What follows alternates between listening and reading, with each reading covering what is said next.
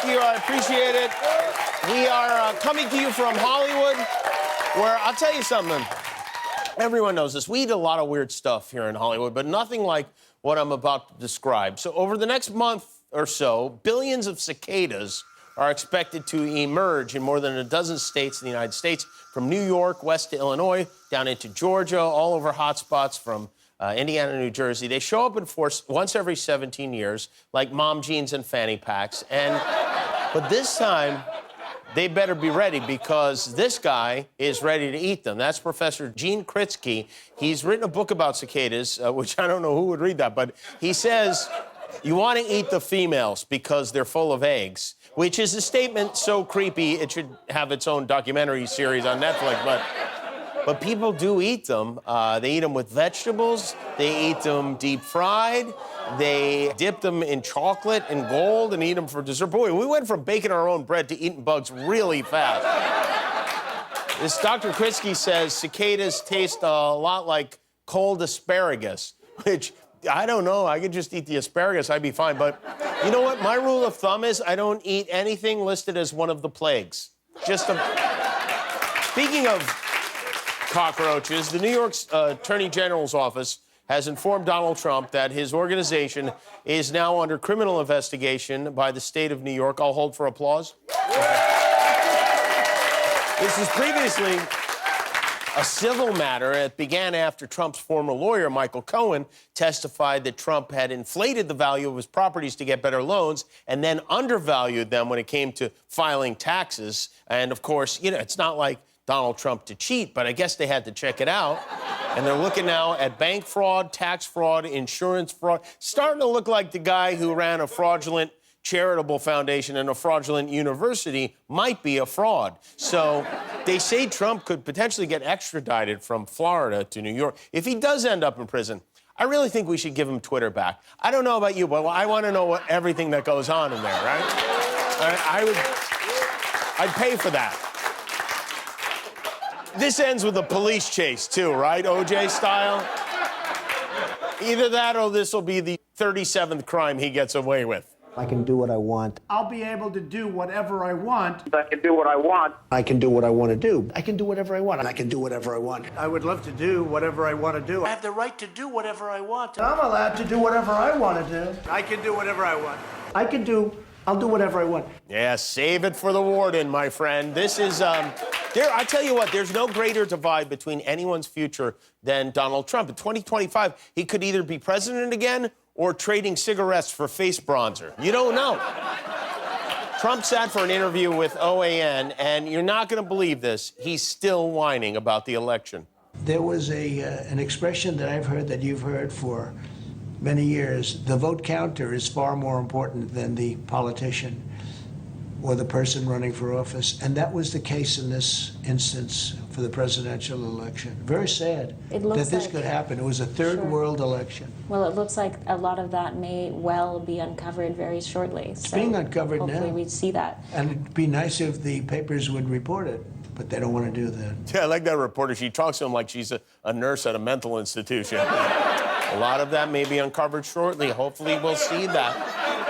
All this nonsense, all this division and anger and mistrust, it's all because one guy's ego is so out of control, he can't deal with the fact that he lost an election. Trump did that interview with OAN because even Fox and Newsmax are scared to keep going down this election fraud road. Fox News right now is asking a court to dismiss a $1.6 billion lawsuit that was filed against them by Dominion Voting Systems. They claim they were just reporting the news. They say they were covering both sides of this vigorous election dispute. That's their quote, right? They were equally covering the true side and the false side. They weren't lying. They were just amplifying someone else's lie to their massive audience without ever admitting that it was a lie. It's amazing how creative you become when you're getting sued for $1 billion.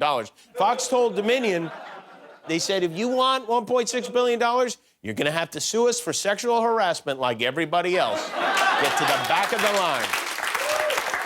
So the House voted today. The House voted today to create an independent commission to look into the January 6th attack on the Capitol. Basically, the House wanted to create a commission to look into what we all saw happen with our own eyes. Not surprisingly, Republican leaders in Congress are against this idea. Some of them are worried that if we investigate what happened on the 6th, they might have to plead the 5th. So 35 Republicans broke ranks to vote for the commission. 175 did not. Keep in mind, the topic is people who broke into their workplace and endangered them. They don't want that investigated. Mike Pence's own brother voted against investigating why an angry mob came to kill his sibling. And now the measure goes to the Senate, where it's not too likely to pass, largely thanks to this smug son of a Mitch. Now, Mr. President, one final matter. After careful consideration, I've made the decision to oppose the House Democrats' slanted and unbalanced proposal for another commission to study the events of January the 6th. An unbalanced proposal. It was evenly split on both sides. You know what's unbalanced? The guy who started the riot, the guy whose ass you kissed for 4 years. This is a bipartisan initiative. So the other character, House Minority Leader Kevin McCarthy, also opposes an investigation for the same reason the flying monkeys oppose looking into who took the ruby slippers. He doesn't want to have to answer questions about that phone call he had with Donald Trump as he was cowering and people were beating the doors down. Republicans say a commission should only be established if it can investigate other protests, including the racial justice demonstrations last summer following the murder of George Floyd. Right. Good thinking. There's got to be some way to blame black people for this. And you found it. Some of these guys are also saying they want to move on and not rehash the past. Right. When a violent mob attacked our embassy in Benghazi, Republicans in Congress investigated it 8 times. A violent mob attacks the U.S. Capitol. They're like tourists. What are you going to do? Tim Ryan of Ohio made quite an impression in the House today. He looked around at his Republican colleagues who were there with him while the doors were being kicked in with total and passionate disbelief. To the other 90% of our friends on the other side of the aisle, holy cow. Incoherence. No idea what you're talking about. Benghazi, you guys chased the former Secretary of State all over the country, spent millions of dollars. We have people scaling the Capitol, hitting the Capitol Police with lead pipes across the head, and we can't get bipartisanship. What else has to happen in this country? Cops. This is a slap in the face to every rank and file cop in the United States. If we're going to take on China, if we're going to rebuild the country, if we're going to reverse climate change, we need 2 political parties in this country that are both living in reality, and you ain't one of them. You tell him, Tim. Wow. That was... Unfortunately, he was speaking to an empty room. Everyone had left for dinner. No, this is something. One of the stormtroopers that's in jail right now, the QAnon shaman, his lawyer appeared on CNN where he attempted to explain this interesting defense tactic. Albert Watkins says, quote, "A lot of these defendants, and I'm going to use this colloquial term perhaps disrespectfully, but they're all effing short bus people. These are people with brain damage. They're effing retarded." Well, it's not a very nice word to use. It's the old, "Your Honor, my client is an idiot" defense. You know, there's a website where you can search for the people who took part in the attack on the Capitol. It's facesoftheriot.com. They used facial recognition software to extract and publish every face from the 827 videos they posted to social media to help the FBI identify those who may be responsible. Like this guy, he's described as white, chubby, in his 30s. He's got glasses, patchy beard, and he's wearing a beanie. And then there's this character. He's white, chubby, in his 30s, got glasses, patchy beard, and a beanie. Also, there's this fellow, white, chubby, 30s, glasses, a beard, and beanie. And this, are you starting to notice a pattern here? We have a bunch of chubby, beanie-wearing white guys in glasses with patchy beards. Ladies and gentlemen, give it up for Smash Mouth. Today is grand reopening day for a lot of businesses in New York. Restaurants, stores, salons, and gyms are allowed to return to full capacity. And for the first time in 14 months, New Yorkers today, they took off their masks, they took a deep breath, and they put the mask right back on because the place smells like urine. It does. But Governor Cuomo of New York called this a dark, dark, hellish year. And for him, it definitely was that. Still is, really. Businesses aren't the only thing coming back. This is odd. You know how a lot of people adopted puppies during the pandemic?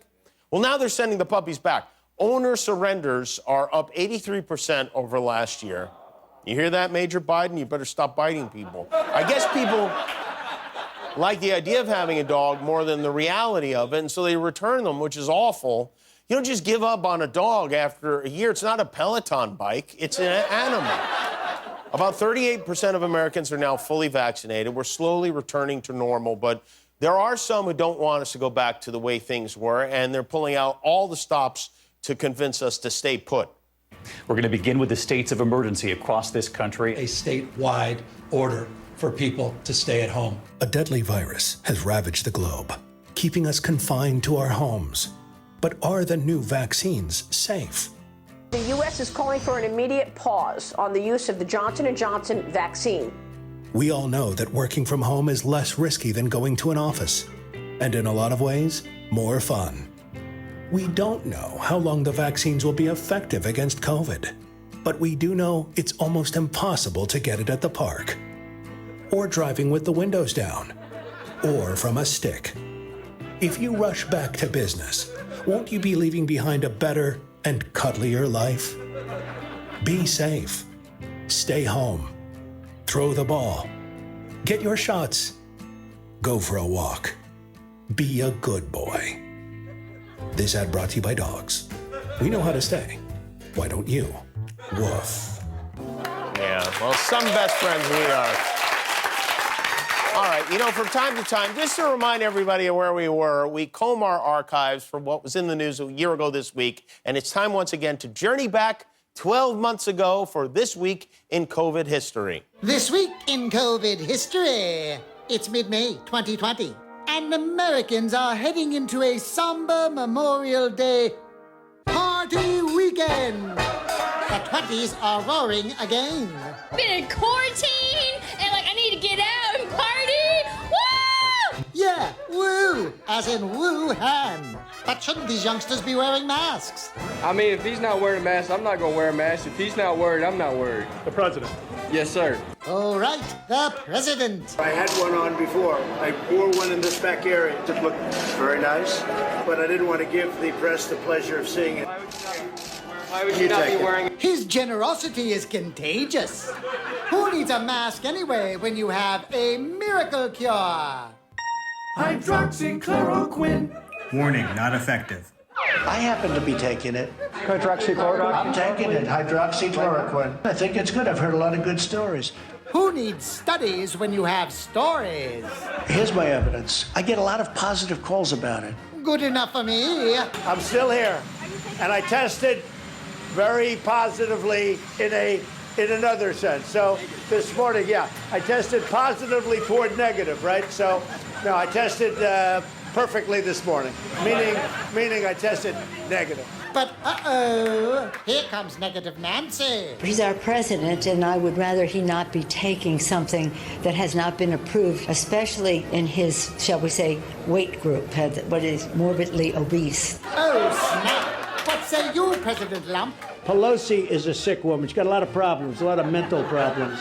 Speaking of mental problems, it's time for this week's Eric Trump's pandemic prediction.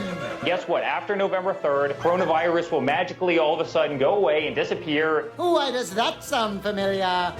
It's going to disappear. One day it's like a miracle. It will disappear. He got it from watching you, Dad. This has been This Week in COVID History. Hi, I'm Jimmy Kimmel. I hope you enjoyed that video. Hit subscribe and all your dreams will come true, assuming your dreams are to watch more YouTube videos.